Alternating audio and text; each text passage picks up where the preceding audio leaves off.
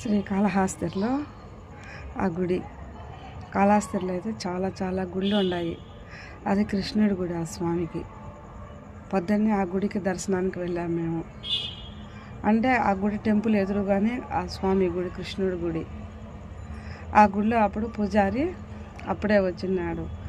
వచ్చి ఇంకా స్వామికి అభిషేకం అవన్నీ చేయాలని ఇంకా అక్కడ పెట్టినాడు. చాలా బాగుంది గుడి.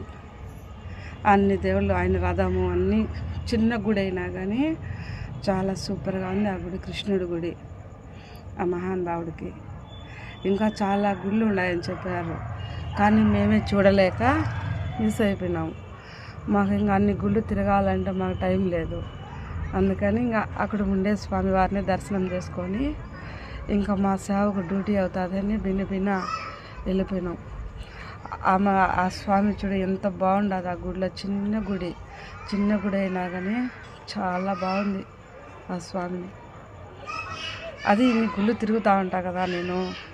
ఆ దేవుడు అయినా అనుగ్రహిస్తేనే నేను ఏ గుడికైనా వెళ్ళగలిగేది, ఆ స్వామి వారిని దర్శనం చేసుకునేది.